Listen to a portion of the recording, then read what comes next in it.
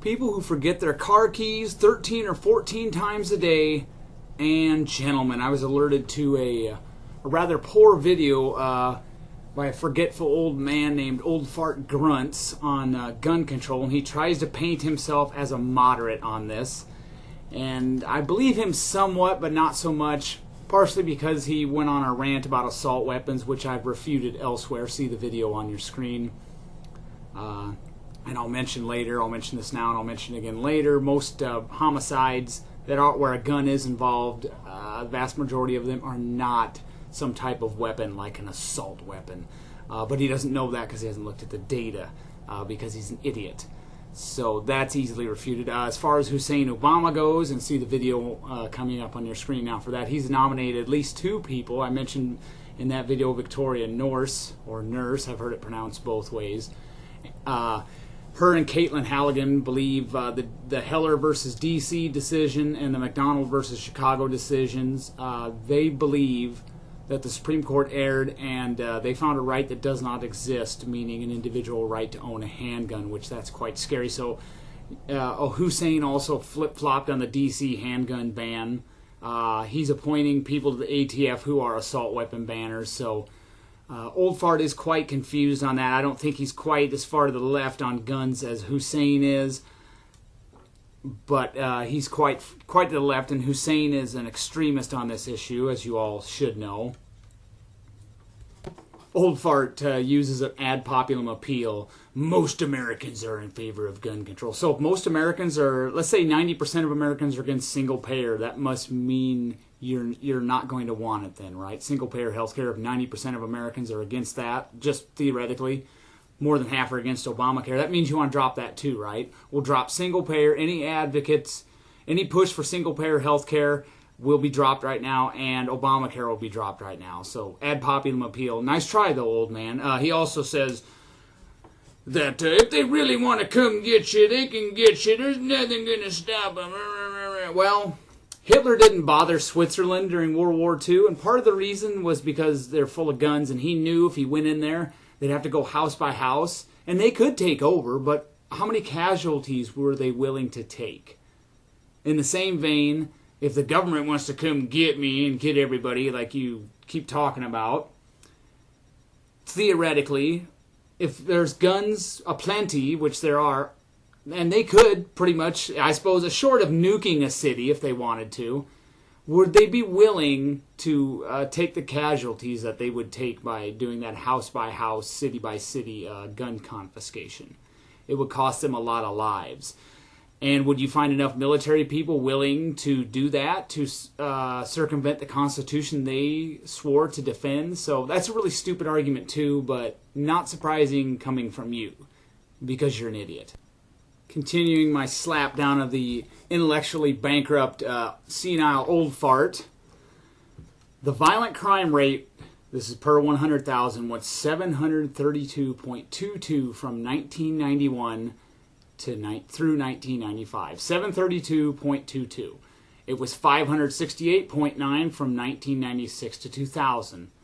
From 2001 to 2005, it was 481.4. You see it's declining massively. From 2006 to 2010, with no assault weapons ban, the evil George W. Bush let that expire. From 2006 to 2010, it was 449 per 100,000. So you can see there a massive decline in the violent crime rate. And there's a lot of violent crime that gets averted because the intended victim has a gun.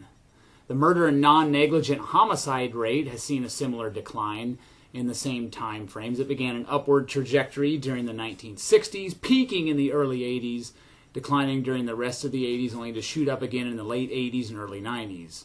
Since then, it has been crashing to roughly half the level it was in the early 80s and early 90s. So that goes against the grain of more guns does actually mean less crime. The forcible rape rate has also declined markedly since the 1990s, despite all those dang guns out there. I also wanted to mention this. The only person I'm a threat to is someone who comes on my property and tries to get in my house without my permission and without a warrant. that's the only person I'm a threat to. Now, notice that's contingent upon somebody doing that.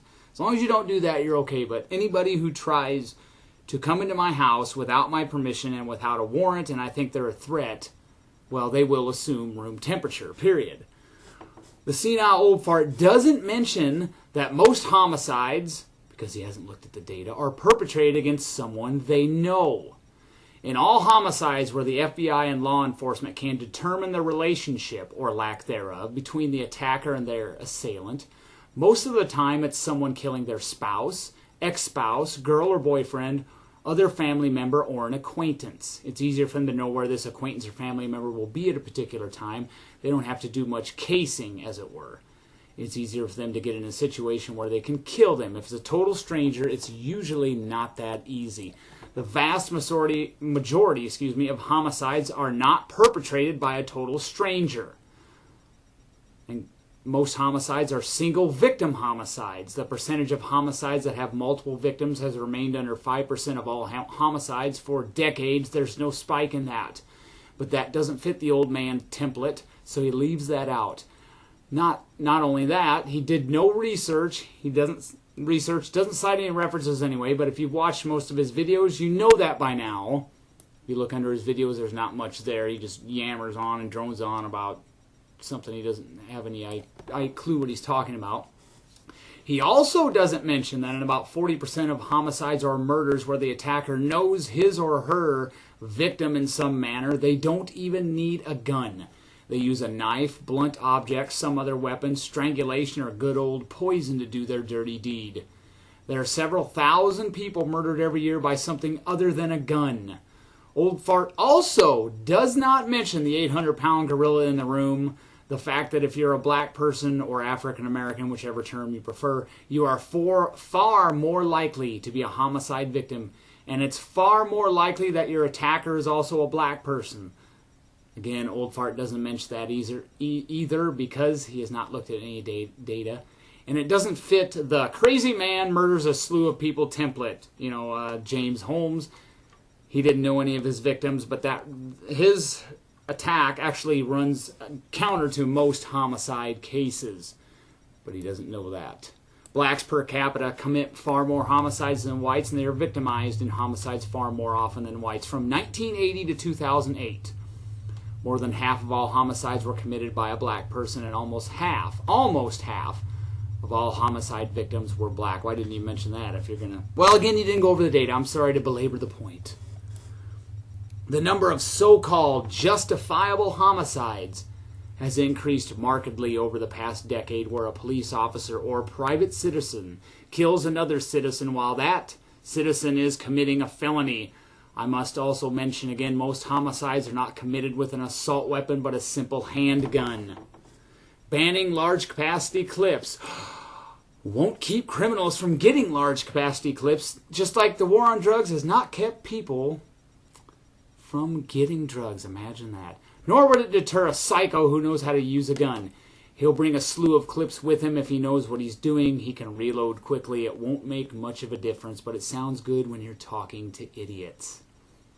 In the last few decades, the number of firearms imported into these United States, the number of firearms exported from these United States, the number of firearms manufactured, the number of registered weapons and whatnot in these United States has exploded. There are over 3.1 million registered weapons in these United States. More people now own guns than they did in the early 90s, and there are more guns out there than the early 90s. Yet the violent crime and murder rate has fallen markedly over the past 20 years. Old Fart has not looked at the data. Otherwise, he wouldn't be saying the things he says. But it sounds good to sheeple. I hate to sound like a broken record, but the war on drugs failed. A war on guns will fail too. I don't know if Old Fart thinks we can actually have an utopian society. I'd say he's a realist in this regard, and he knows we're not going to have one. But banning assault weapons won't have a discernible effect on crime. If you looked at the data, you would know that. These mass killings he was whining about, that's not the norm. Again, I must stress the fact most murders are homicides. It's one victim. It's not multiple victims. They usually know each other. The James Holmes situation runs contrary to that. But these mass killings, that's what sells newspapers and gets viewers. You don't hear about the black gang member in Chicago who drove a shank through a Hispanic gang member's carotid artery down there on Halstead Street, because that doesn't sell newspapers. And you don't hear about the gang member that shot another gang member in the back of the head execution style with a .22. You don't hear about that because that doesn't sell newspapers. So these mass killings are sad, but that's not the norm. Not even close, but it doesn't surprise me that he's exploiting that for political expedience. Usually they wait for the bodies to get cold before they do that, but he didn't do that on this one. So in that regard, he's a moron. And now to our last piece of business. Let's use Old Fart's reasoning, and I know he wouldn't be in favor of this, but let's go back to Prohibition. Let's start a war on alcohol. In 2006, because people are dying. Innocent people die. Over thousands of them every year, and we need to do something about that. In 2006 and 2007 alone, over 4,700 people died because someone else driving a car was intoxicated. In 2010, that total was 1,880. 1,880 people dead because we haven't banned alcohol. Roughly 31% of all traffic fatalities occur because someone was operating a motor vehicle or motorcycle and their blood alcohol level or blood alcohol concentration was above the legal limit. Most of the motor vehicle fatalities that involve alcohol, the person who's killed was not barely above the legal limit, but double the legal limit. Over 200 children die every year because someone was operating a motor vehicle over the legal blood alcohol level limit. So, and I understand if someone's drunk and they crash themselves and kill themselves, that's not that big a deal because, you know, if you're stupid, just like if you're riding a motorcycle without a helmet and you bust your head open, your gourd open, that's not my fault. I don't think the state should mandate helmets, but you should probably wear one. Wear a brain bucket, because if you bust your head on the curb, it's not my job to pick up the tab. But there are, because we allow alcohol, thousands of people die every year. Now, and vehicle miles per 100 million vehicle miles traveled, the fatality rate is going down. So we're having some success, but lowering the legal limit, that didn't, most of the people who still kill themselves or others in a crash are well above the legal limit, even though I think every state now has it at 0.08. Back in the day it was 0.1. So that didn't stop them. So we need to use your reasoning, and we need to have a war on alcohol, and we need to go back to Prohibition because people abuse alcohol, and if we just regulated the living hell out of it or just banned it altogether, then we'd have a veritable utopia, and we wouldn't have a couple hundred children and over 1,800 people getting run over by drunk drivers or having a drunk driver smash into their vehicle and kill them. Equitable logic. I doubt Old Fart is in favor of a war on alcohol or a war on drugs. He's trying to make you think he's not really in favor of a war on guns, but he is. So hopefully you find that information useful. I have all the links under the video as usual. Plenty of screenshots up there, information for you to peruse. There's a whole bunch of other information if you feel like looking through that and learning some more. Go ahead. But Old Fart is full of crap. Have a nice day. I don't have 10 cents.